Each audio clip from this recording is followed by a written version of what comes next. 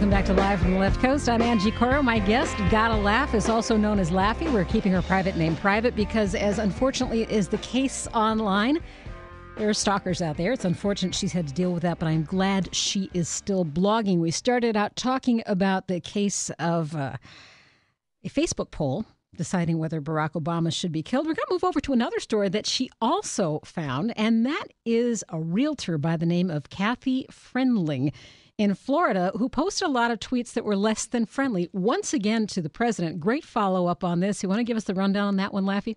Yeah, isn't that a funny name for her, Friendling? Yeah. Anyway, she posted, I've got to think back now, I can't remember exactly what it was, but it was something like, you better watch out if you ever come to my area, Obama, we're watching out for you, or something like that.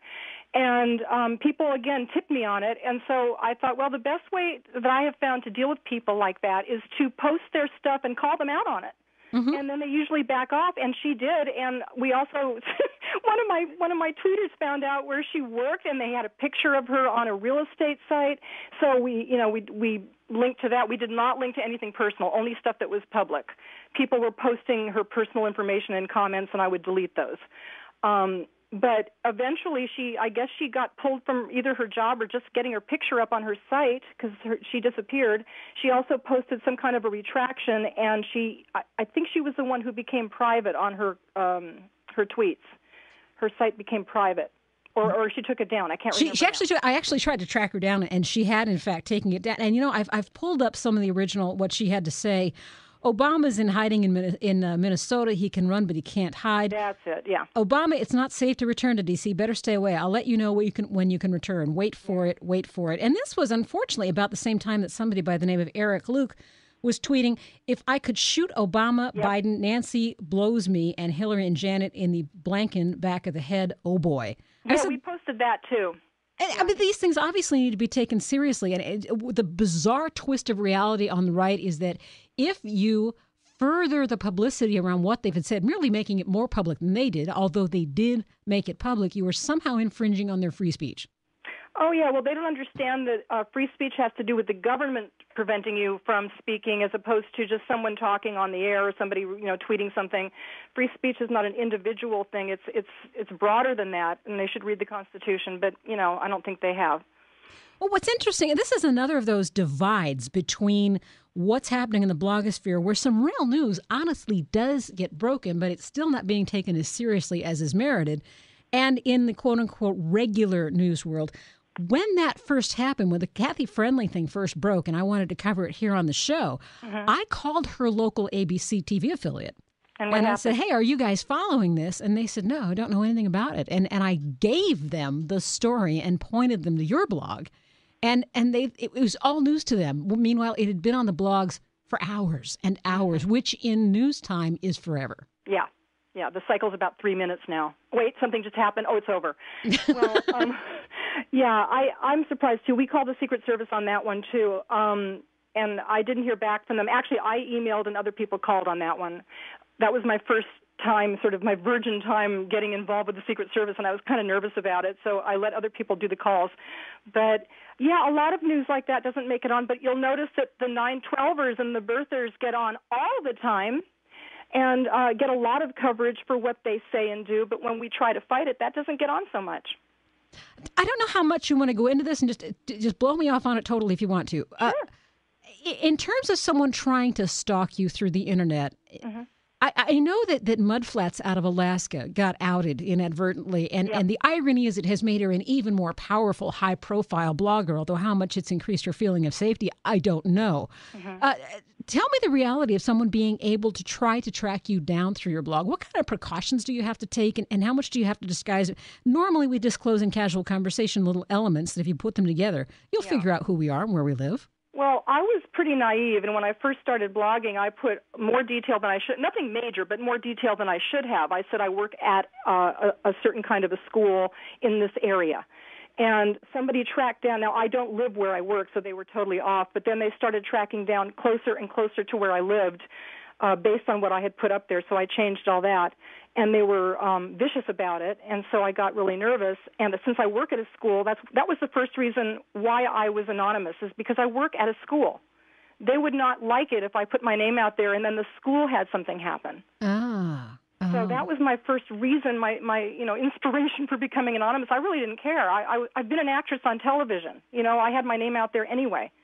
But this was something different. When you get political, people get really nasty and vicious, and so I took precautions. Wow, that's really it's unfortunate, but I understand it. I absolutely understand it. And can you also talk about being a woman blogger? I mean, does it make a difference in your impact? Does it make a difference when your name is Gotta Laugh and you're blogging under the Political Carnival? Nobody really knows your gender, but again, we kind of inadvertently disclose these things as we go along. So what difference does that make in your world, do you think? Well, here's what's really ridiculous. We do have pictures they're actually Obamacons of ourselves up there. We're two women with our Obamacon faces, so they can tell we're women. There's just not a lot of detail there. And people still think I'm a gay guy. That's what they've told me. I think you're like, are you a gay black guy? And I'm like, no. and then they're always surprised, and I say, well, just look at the photo. Look at the picture. Oh, my God, you're a girl. Yeah, my husband is really happy about that, too.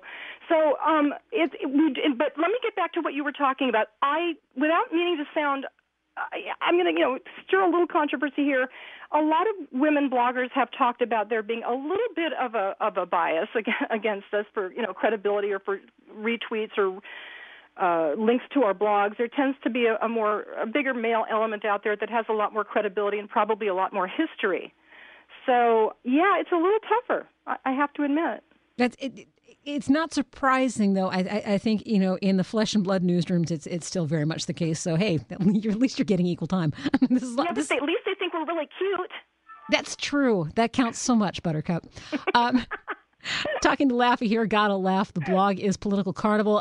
We have another blogger on our live blog, Kay in Maine, and she has posted some follow-up links to blogs that she did on the Kathy Friendling case and on Gotta Laugh's most recent story that she broke as well. Susan has up a link to the Christian Science Monitor, Exhibit A of a Facebook story, the Facebook Kill Obama poll, story that ran without mention of the woman who broke the story whatsoever.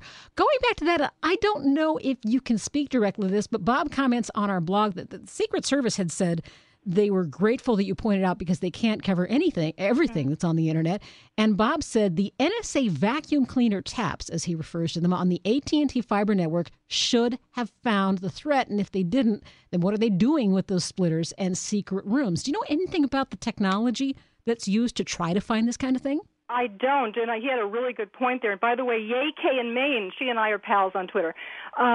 I don't know, and that's maybe it would just take extra super duper long to find that out that way. Maybe this was quicker, Maybe they'd sift through so much stuff, and there's a lot of stuff that they just don't care about, or it gets swept up in something else and it gets hidden. I honestly don't know how that works. So no, I'm of no use to you at all. Thank you very much. I just wanted to point that out before we let you go that you're not Superwoman at all. So yeah, I'm totally useless. I'm female. I'm a blogger, and I'm useless. And by the way, I try to be funny, and that doesn't go over well either. So. What can you do? Yeah, well, okay. Hey, I've really enjoyed spending time with you. Thank you for the hard work you do, and I don't have the slightest doubt you're going to go ahead and do it no matter what you hear from people to keep it down. Yeah, it doesn't bother me. Marvelous. Thank you so much. Yeah, and thank you for being so much fun. Of course. Glad to have you.